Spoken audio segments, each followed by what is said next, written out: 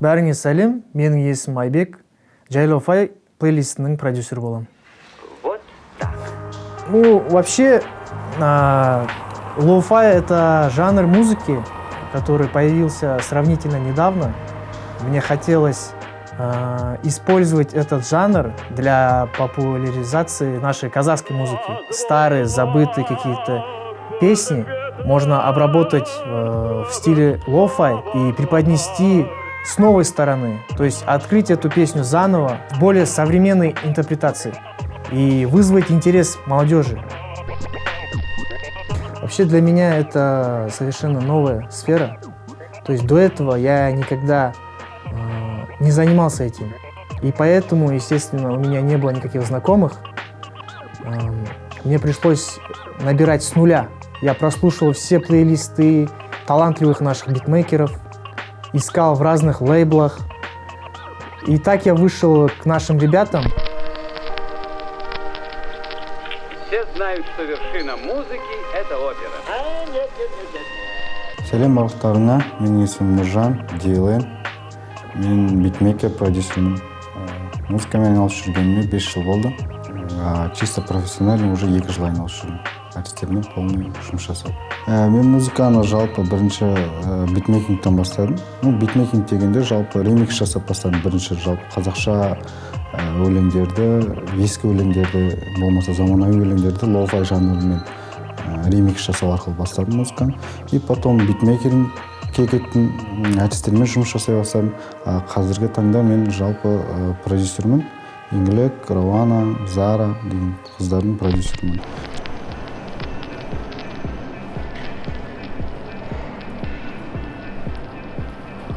Кішкентай кезімде мен, конечно, көбінесе қазақша өлең тыңдадым, жалпы қазақстандық артистер тыңдадым, потому что мен ауылда өстім, бізде интернет болмады, поэтому тек қана қазақша өлеңдер тыңдайтын, еще біздің ауылға өлеңдер кеш жетеді. Потом қалаға келген соң, интернет пайда болған соң, зап тыңдай бастадық, әртүрлі жанр тыңдай бастадық. Өзім жалпы кішкентай кезімде меломанмын, үйде музыканы көп тыңдайтын едім. Поэтому солай. Отбасымда музыканттар жоқ, ондай жоқ. Жеке өз басым туралы айтатын болсам, мен кәсіби музыкант емеспін, арнайы білімім де жоқ. Негізгі менің кәсібім банк саласы. Өзім банкта қызмет етем. Жексенбі күні демалыс. Сондай режиммен жұмыс істейтін адаммын мен.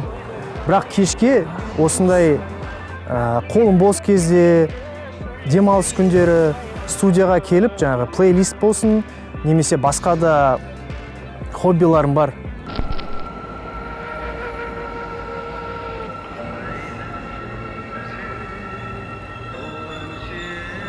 Музыка тыңдаған кезде маған маңыздысы это мелодия, атмосфера, главное, настроение. Бір настроение бере ала ма, бере алмаймын. То, что музыкант бергісі келген настроение. Вот это маңызды. Қазақша музыкада, конечно, текст маңызды. Орысша, ағылшынша, орысшадан басқа тілдерде. Главное атмосфера, главное настроение музыкада.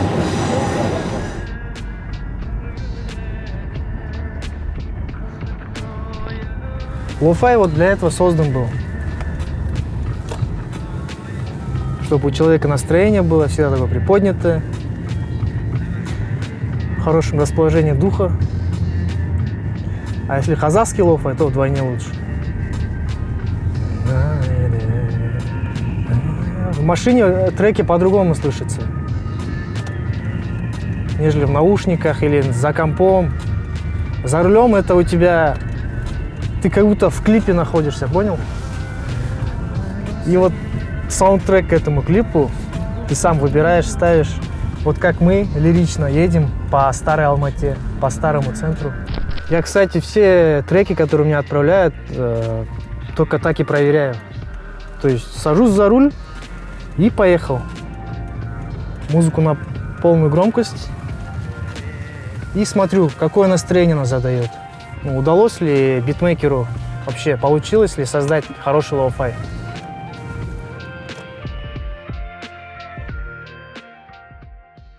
Лоу-фай, жалпы лоу-фай сөзінің вообще мағынасы это ескі, такой низкий качестводағы музыка. Лоу-фай жанры ол қанша ойнап тұрса да, 1 сағат, 2 сағат ойнап тұрса да, ол как фон ретінде сенде ойнап тұрады. Әлемдік тренд деп те айтуға болатын шығар. Lo-fi — это не только плейлист, но это и хорошая анимация, иллюстрация. То есть, если в Ютубе там девушка учит уроки, а мы решили воссоздать наш колорит, изобразить наш быт, ну то, что нам знакомо, именно нашему менталитету. И весь этот труд был сделан нашими молодыми, очень талантливыми художниками, иллюстраторами. Было очень приятно, когда мы выпустили первый плейлист. Был хороший отклик, позитивный. Была очень огромная поддержка от людей. Было очень приятно. Всем спасибо. И очень надеюсь, что второй наш плейлист также будет радовать наших слушателей. Lo-Fi'дің екінші плейлистіне маған қайтадан Айбек связға шықты. Трек жасайсың ба деп. Мен біреуіне ғана жасадым. Это Қошақан, халық әні шығар, көше әні шығар. Бірақ Молданазардың айтқан версиясына. Қазір мен сендерге Lo-Fi'дағы өзім жасаған трегімнің кішігірім разборын көрсетемін. Кеттік.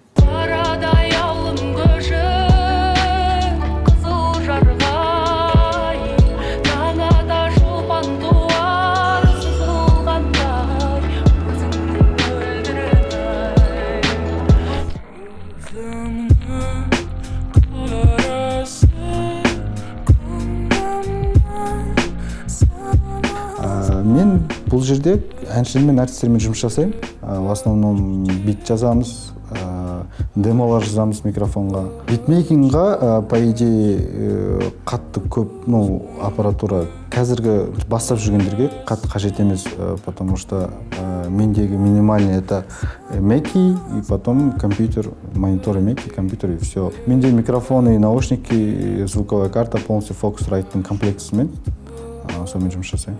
Мен вообще негізі өзім ешқандай инструментте ойнай алмаймын. Даже клавишта да ешнәрседе ойнай алмаймын. Чисто клавиатурамен жасаймын.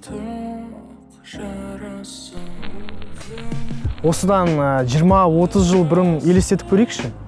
Мысалы, интернет жоқ заманында қазіргі мүмкіндіктер, қазіргі біздің қолымызда бар мүмкіндіктер сол кезде жоқ қой.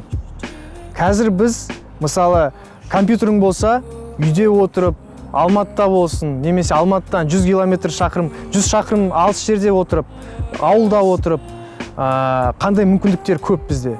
Мысалы, біздің битмейкерлар бәрі кәсіби битмейкер деп айта алмаймын.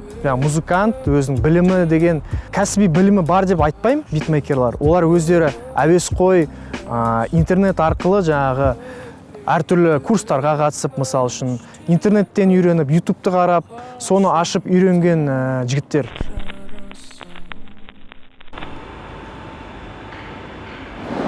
Қазіргі жас битмейкерларға айтарым, просто өзің стиліңді тапқанша бит жасай берген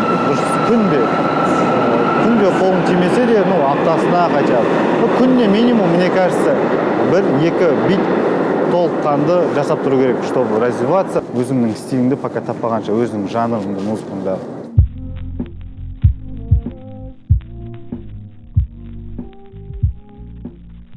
Қазір мен сендерге Lo-Fi'дағы өзім жасаған трегімнің кішігірім разборын көрсетемін. Кеттік. Бірінші мен Молданазардың орындауындағы Қошақанмен алып, это гитарамен орындалған, чисто қысқа ғана. Потом мен скоростың кішкене төмендеттім и эффекттер қосып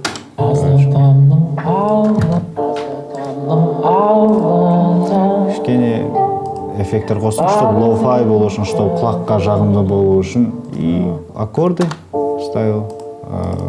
Здесь, короче, фано и пэд, екі түрлі. Лапстың фаносының пэді, софт пиано. Мен көбінесе пианодан только лапстың қолданам. Лапс, лэпс, не знаю как это. И потом драм-парт обязательно.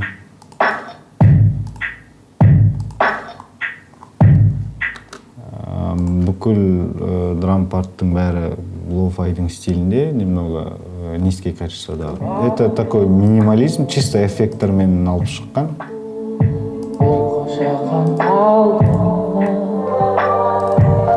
И потом мен аркейдтің мелодиясын қолдандым.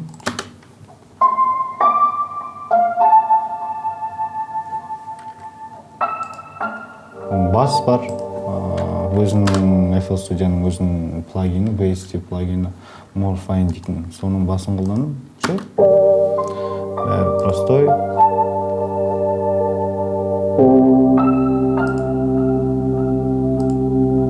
Бар жоқ осы тректі күтіңдер Жайлауфайдың екінші плейлистінде.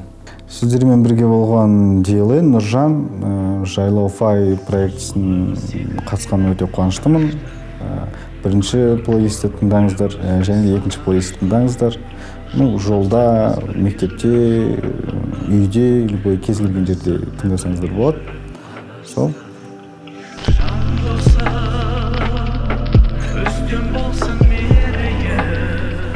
Осы біздің қырғын еңбегімізді елдер бағалап, тыңдап, мен сияқты әсер алса деп ойлаймын. Түнгі қалаға шығып, біздің плейлистті қосып қойып, жан досым деп мен сияқты ән жетіп, сол біздің түпкі мақсатымыз. Тура біз сияқты әсер алу. Болды, басқа мақсатымыз жоқ.